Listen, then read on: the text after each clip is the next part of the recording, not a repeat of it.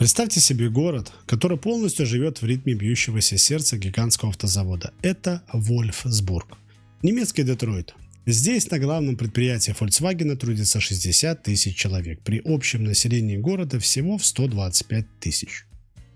Это десятилетиями был символ нерушимой мощи.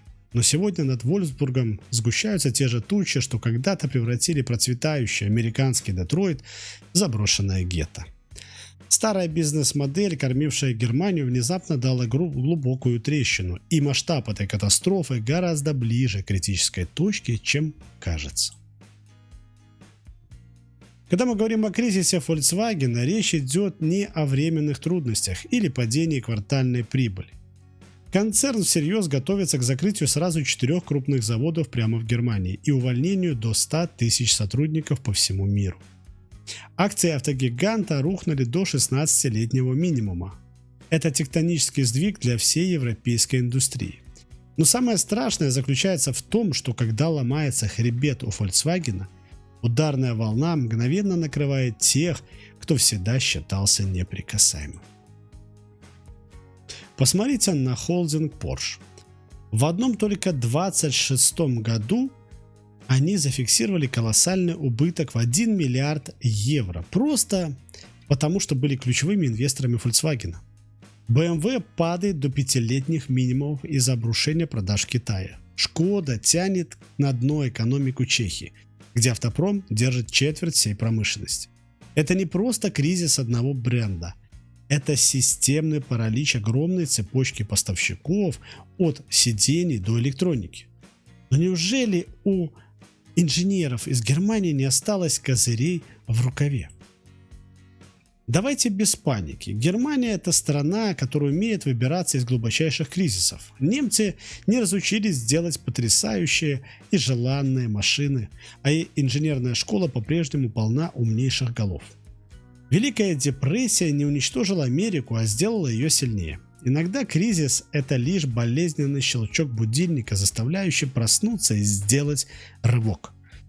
Но чтобы понять, почему этот будильник прозвенел так поздно, нам придется заглянуть в тот роковой момент, когда немецкие технологи совершили свою главную и стратегическую ошибку. До 2015 года немцы безраздельно правили миром. Их дизельные и бензиновые двигатели были верхом инженерного искусства. Экономичные, ресурсные, просто безупречные. Все инвестиции текли туда. И тогда Tesla выпустила свою модель S, немцы лишь снисходительно улыбнулись, посчитав электромобили временной игрушкой. Да, у BMW вышла модель i3, но концерны ошиблись в самом главном. Они сделали ставку на компромиссные гибриды, надеясь бесконечно продлевать жизнь двигателю внутреннего сгорания. Но почему же колоссальные бюджеты на разработку не смогли исправить этот просчет? Да, глупо думать, что немцы сидели сложа руки и жалели деньги на инновации. Только в 2024 году Volkswagen потратил на исследования и разработки безумные 21 миллиард евро.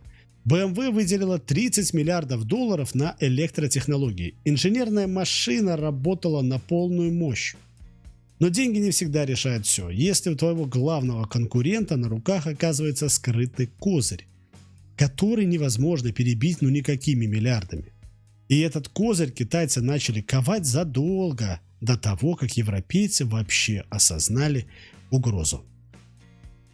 Секрет взлета Китая прост и циничен. Немцы сами научили их делать машины. Десятилетиями европейские автогиганты переносили производство в Китай, отправляли туда своих лучших дизайнеров и технологов, создавали совместные предприятия. Китай жадно впитывал компетенции как губка. К 2015 году они уже умели собирать, вполне себе сносные автомобили. А затем они добавили к этому знанию фактор скорости разработки, который для неповоротливой немецкой машины управления оказался смертельным. Насколько велика эта пропасть во времени? Давайте разбираться. Давайте на чистоту. Все любят рассуждать о равенстве и правах рабочих, но платить за это из своего кармана не хочет никто. Годовая зарплата сборщика на заводе BYD в Китае составляет около 21 тысячи долларов. а базовая ставка в Чанше всего $2 в час.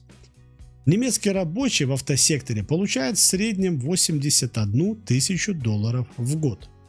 Покупатель хочет технологичную машину за 30 тысяч, а не за 70. Из-за этой разницы в цене стоит суровая реальность, которую в Европе невозможно представить даже в кошмарном сне. В Китае нормой жизни является система 9-9-6. Работа с 9 утра до 9 вечера, 6 дней в неделю. Во всяком случае, это было на старте. Сейчас, конечно, все поменялось. Экстремальная интенсивность труда при полном отсутствии независимых профсоюзов, которые там были до определенного времени запрещены законом и жестко подавлялись. В Германии же профсоюз – это свирепая, грозная сила, способная заблокировать любые решения руководства. Но эта социальная забота неожиданно обернулась против самих рабочих. Как именно комфортные условия труда начали уничтожать немецкие заводы. Кстати, если тебе лень смотреть все 500 видео у меня на канале, специально для тебя я сделал закрытое Boosty сообщество, где я собрал самое важное и в подробном изложении. Переходи, ссылочка будет в первом закрепленном комментарии и в описании.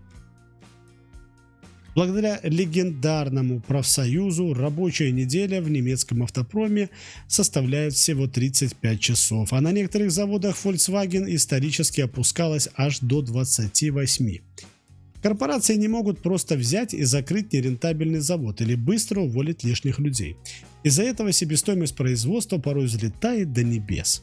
Раньше немцы оправдывали высокую цену престижным клеймом «Сделано в Германии». Но этот аргумент мгновенно рассыпался, когда Брюссель нанес своему автопрому просто сокрушительный удар в спину. Речь идет о европейском экологическом курсе Гринзел. Это удивительная история о том, как Европа добровольно уничтожила свое главное технологическое преимущество – лучшие в мире двигатели внутреннего сгорания. Брюссель провозгласил полный запрет на продажу новых машин с двигателями внутреннего сгорания к 1935 году. Они создали колоссальный принудительный спрос на электромобили, не имея для этого ни сырья, ни заводов по производству батарей. Помимо дефицита батарей, немецкие заводы столкнулись с еще более базовой энергетической катастрофой. Начало военного конфликта на Украине полностью отрезало Германию от дешевого российского газа. И произошло это в самый неподходящий момент, когда немцы, поддавшись зеленой эйфории, закрывали собственные атомные электростанции. В итоге цены на энергоносители для немецких заводов взлетели в 3, а то и 5 раз выше, чем в США и Китае. Представители автопрома кричали о катастрофе, но брюссельские чиновники продолжают закручивать гайки и по сей день, экологически регулируя различными законами. Как эти нормы превратились в абсурдную удавку для инженеров? Требования по выбросам углекислого газа рассчитываются не по конкретной машине, а в среднем по всему автопарку бренда. Хочешь продавать мощные прибыльные внедорожники или спортивные купе? Будь добр, выпускай электрические модели, иначе Брюссель разорит тебя штрафами. Именно поэтому из немецких машин исчезают легендарные двигатели, которые являлись душой V8 и V12, которые заменяются беззвучными электрическими AMG и даже электрическими Гелендвагенами. А пока европейцы извинялись за выбросы и закрывали АЭС, они попали в изящную ловушку импорта. Закрыв свои атомные станции, Германия превратилась в импортера электроэнергии. Ирония в том, что теперь они закупают электричество у Франции, которая производит его на атомных станциях. Гринзел оказался не столько экологией, сколько перемещением загрязнений в страны второго и третьего мира. При этом нормальная промышленная политика требует сначала найти дешевую энергию, сырье и научиться делать батареи, только потом запрещать двигатели внутреннего сгорания. Немцы же сделали все наоборот. И теперь они вынуждены покупать ключевые компоненты у Китая, который молча прибрал к рукам мировые ресурсы. Пока Европа требовала от развивающихся стран демократических реформ и соблюдения прав человека, Пекин занимался жестким экономическим неоколониализмом в Африке. Китайские государственные компании скупали месторождения лития и кобальта через кабальные инфраструктурные сделки с местными коррумпированными правительствами. Пока немцы покупают сырье на бирже по рыночным ценам, Китай добывает его сам на собственных рудниках. И ярчайшим примером этой стратегии стала сделка с Демократической Республикой Конго. Конго обеспечивает 70% мировой добычи кобальта, критического элемента для аккумуляторов. В 2008 году Китай заключил с Конго контракт на $6 миллиардов, пообещал построить дорогие больницы и школы в обмен на контрольный пакет акций в добывающем предприятии. Аудит 2023 года показал, что китайцы выкачали миллиарды, а на инфраструктуру потратили лишь треть обещанного, дико завысив цены. Президент Конго назвал сделку грабительной, но ресурсы уже уплыли, а Китай забирал рудники у самих американцев. Даже было такое. Давайте разбираться. В 2016 году китайская компания за бесценок выкупает у американцев один из крупнейших рудников кобальта Тенке Пунгу-Румя. Американцы тогда стояли на грани банкротства и банально не верили в бум электромобилей, считая этот актив неликвидным. Китайцы же смотрели на десятилетия вперед, понимая ценность сырья. Аналогичная история произошла и в Зимбабве, где сосредоточены крупнейшие запасы лития в Африке. Под чьим жестким контролем они оказались сегодня? Сегодня китайские гиганты контролируют до 90% всех литиевых мощностей Зимбабве. Местные профсоюзы фиксируют там ужасающие условия труда, физическое насилие, дикие переработки и полный отказ в медицинской помощи. Но Пекин это совершенно не волнует. Пока европейские автопроизводители связаны с строжайшими этическими, социальными и экологическими нормами, Китай получает сырье любой ценой. И эта монополия распространяется далеко за пределы африканских рудников, охватывая ключевой этап всей производственной цепочки. Мало просто добыть сырье, его нужно очистить и переработать, и здесь у Германии нет шансов. Китай контролирует от 60 до 90% мирового рынка переработки редкоземельных металлов, лития, кобальта, а также 96% производства графита. К 2025 году Китай выпускал 80% всех аккумуляторов в мире. Немецкий автопром оказался в тотальной импортозависимости. И когда правила игры на рынке изменились, немцы внезапно обнаружили, что их вековой опыт больше ничего не значит. Переход на электромобили полностью обнулил конкурентное преимущество Германии. Это как если бы боксеру на ринге внезапно разрешили выйти с травматическим пистолетом. Немцы всю жизнь учились безупречно боксировать, строить сложнейшие двигатели внутреннего сгорания с катализаторами под жесткие стандарты. Но в электромобиле нет двигателя внутреннего сгорания и нет сложной коробки передач.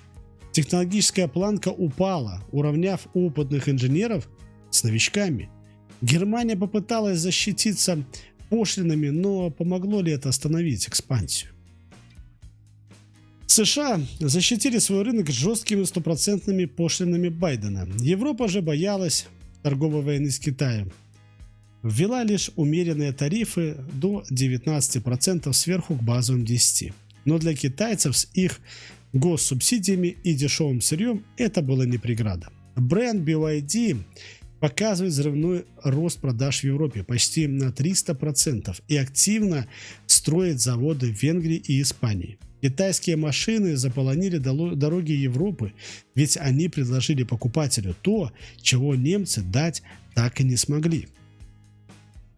Китайский потребитель кардинально отличается от европейского. Средний возраст покупателя электромобиля в Китае всего 35 лет, тогда как в Европе 55. Молодым покупателям плевать на экологию или вековой статус бренда, им нужен гаджет на колеса. Им важен огромный экран управления функциями через смартфон, автопилот и караоке в салоне. Немецкие концерны с их консервативным подходом продолжают делать просто машину с мониторами. И в этой битве софта немцы потерпели сокрушительное поражение. Экстремальная скорость инноваций имеет свою обратную сторону. Весь мир облетели кадры, как новенький электромобиль Xiaomi попадает в аварию и сгорает вместе с водителем из-за заблокированных дверей. Легендарный автопилот Tesla тоже обучался буквально на крови. Европейцы панически боятся таких репутационных рисков и многомиллионных исков, поэтому их жесткие стандарты безопасности тормозят прогресс. Но время уходит. Легендарное немецкое качество сжалось до гарантии в 5 лет или 150 тысяч километров пробега, а китайский локомотив BYD уже просто не остановить. Как вы считаете? Напишите в комментариях, может ли Германия проснуться после этой пощечины или все же останется лежать в нокауте? У меня на этом все, друзья. Подписывайтесь на канал, ставьте лайки, дизлайки, переходите в Бусти сообщество, жду каждого. Всем добра. Пока-пока.